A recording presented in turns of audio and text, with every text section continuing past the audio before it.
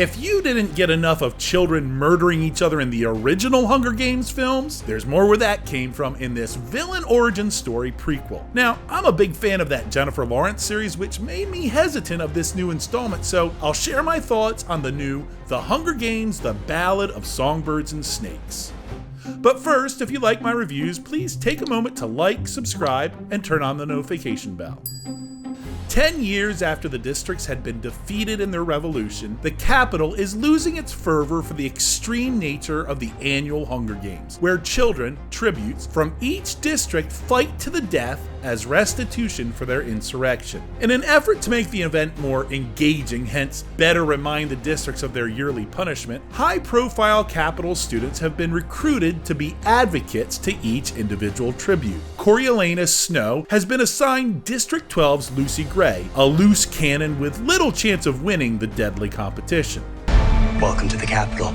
You look like you shouldn't be here. I shouldn't, but I'm your mentor. A rebel. As their relationship develops, Snow's perspective of her, the capital, and the games takes a drastic turn that will affect Pan Am for generations to come. This review is spoiler-free, but for those of you unfamiliar with the original The Hunger Games, movies, or books, this review will spoil some minor aspects of that original trilogy. I don't know what it is I like about the ominous, oppressive mood set by this series because it's quite scary to think about, but its foreboding tone resonates with me. And let me tell you, within 5 minutes, this prequel establishes that tone again. But it's different. Rather than seeing the results of generations of tyranny, we get a front row seat to how that tyranny was conceived. Coriolanus Snow, the villainous President Snow of the Hunger Games, is just an ambitious student in this film.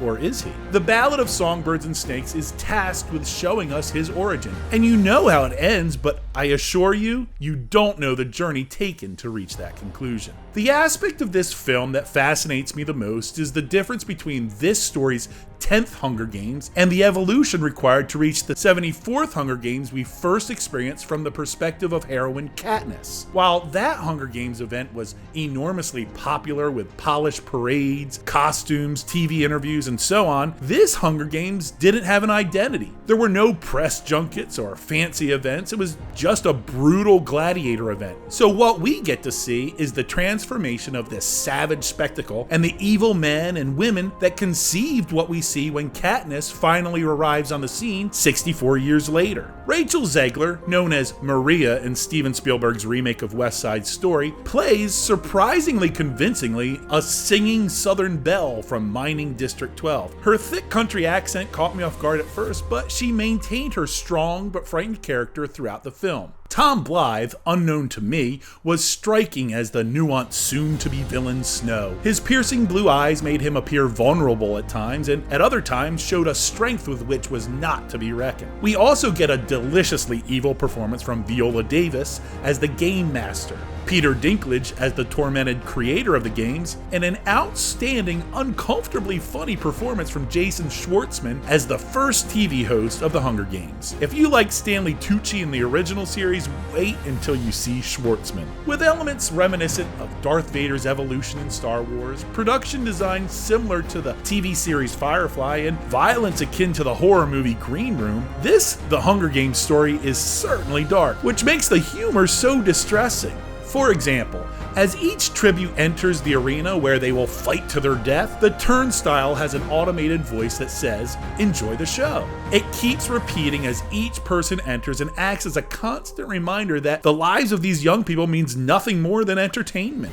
Kudos to director Francis Lawrence, who has a pretty good filmography, including the Hunger Games films 2 through 4. He has dozens of characters to introduce with limited screen time, and yet I feel like I had a good understanding of most of them and their motivations. Take that, throw in some pretty doggone effective jump scares, tactful throwbacks to the original series, and compelling character arcs, and I think The Ballad of Songbirds and Snakes may be the best Hunger Games film yet. But it didn't get there by itself. It's the understanding of the world that has already been built that makes this prequel have such deep substance. Whether it's seeing the hanging tree or hearing the jabberjays, the film trusts the audience to seek out the countless Easter eggs, with the exception of one cringeworthy, not-so-subtle mention of Katniss. Now, let me tell you, When the violence begins, it is brutal and visceral, much more, in my opinion, than the original movies. In fact, I read that the director had to do some adjustments to avoid an R rating. So if you're squeamish, be ready. I asked my 15-year-old son and his friend if it was way too much. They didn't think it was too much, but they did admit that it was on the edge of being too violent. So take that for what it's worth. Now, I haven't read this book because I don't read because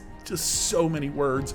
But the teen with us had, and she said it may be the most true adaptation of a book she's ever seen in a movie. So those of you that love the book may be in for something special. Let me know if you agree. Is this the best Hunger Games movie yet? Because I think it is.